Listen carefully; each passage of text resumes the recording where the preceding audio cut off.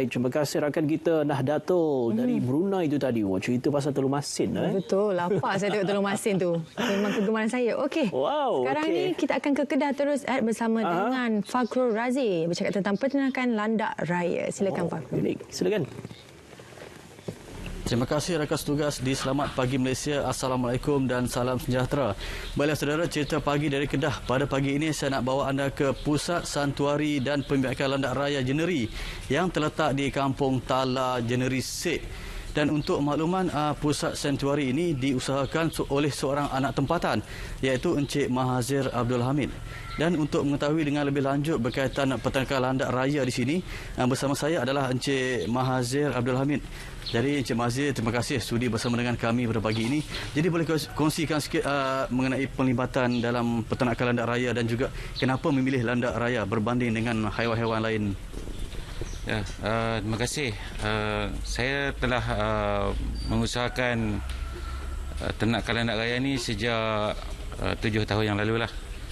Jadi setelah saya membuat kajian sikit sebanyak tentang kesesuaian peternakan landak ni, saya dapati landak merupakan haiwan yang sangat mudah dijaga dan juga dari segi ketahanan penyakit dia sangat tinggi.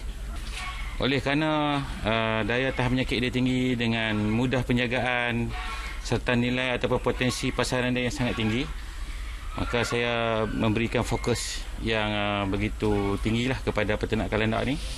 Dan alhamdulillah sehingga kini daripada kita mengusahakan secara kecil-kecilan, kita telah berjaya membiakkan hampir 200 ekor landak raya sehingga kinilah. Okay. Dari segi penjagaan tu bagaimana? Dia kalau melihat kepada landak ni, ada yang takut sebenarnya bila tengok bulu landak ni, takut orang kata dipanah dan sebagainya. Jadi macam mana penjagaannya tu? Sebenarnya landak bukan menjadi haiwan yang berbahaya kepada manusia. Kerana kita tahu walaupun landak mempunyai duri-duri yang tajam, tapi sebenarnya dia tidak ada keupayaan untuk memanah ataupun menyerang manusia. Dia cuma menggunakan duri ini sebagai untuk melindungi diri dia lah daripada musuh dia. Dan kita juga dapati bahawa nilai seekor landak raya ni dari segi nilai perubatannya sangat-sangat tinggi, kerana dia adalah antara haiwan yang mempunyai nilai perubatan yang telah digunakan sejak dahulu kala lah. Jadi hari ini kita nak bukan sahaja memperkenalkan ternakan landak raya ni, tetapi kita nak memperkenalkan dan mengenengahkan nilai-nilai perubatan yang ada pada landak raya ni. Saya difahamkan landak raya ni mendapat permintaan tinggi di pasaran tempatan. Jadi boleh ulas sikit bagaimana potensi je tu. Jadi oleh kerana sektor peternakan landak raya ni masih lagi sektor yang baru, jadi sekarang ni ramai yang cuba untuk meneroka sektor ni.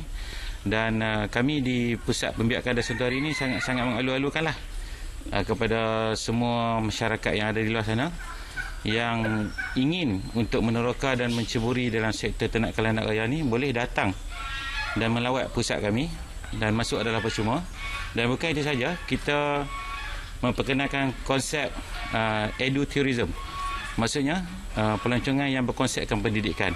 Jadi kepada orang awam yang nak mengetahui dengan lebih lanjut tentang potensi peternakan landak raya ni, boleh datang ke Pusat Santuari dan Pembiakan Landak Raya Jeneri Sek Kedah. InsyaAllah kami akan share apa yang kita boleh sama-sama manfaatkan. Ini juga merupakan salah satu tempat pelancongan yang ada di Jeneri Sek ni, Wabi. Ya. Tempat yang sebegini sebenarnya menjadi pilihan masyarakat kita kerana selain daripada keunikan landak raya itu sendiri, dan dia adalah salah satu haiwan eksotik yang telah pupus dan orang susah nak tengok sekarang ni. Jadi kalau nak tengok landak, di sini adalah tempat yang boleh dikunjungi oleh anda semua. Baik, terima kasih Encik Mazli atas perkongsian itu tadi. Jadi kepada anda di luar sana yang datang ke Kedah, jangan lupa singgah di pusat Santuari dan Pembiakan Landak Raya Jeneri di Kampung Talasih ini. Anda boleh dapat pelbagai maklumat berkaitan peternakan landak dan sebagainya. Jadi kalau nak datang ke sini, jangan lupa patuhi SOP, kita jaga kita. Jadi itu saja perkongsian untuk Cerita Pagi dari Kedah pada pagi ini. Kembali bersama rakan tugas di Selamat Pagi Malaysia. Silakan. Baik, terima kasih Farquhar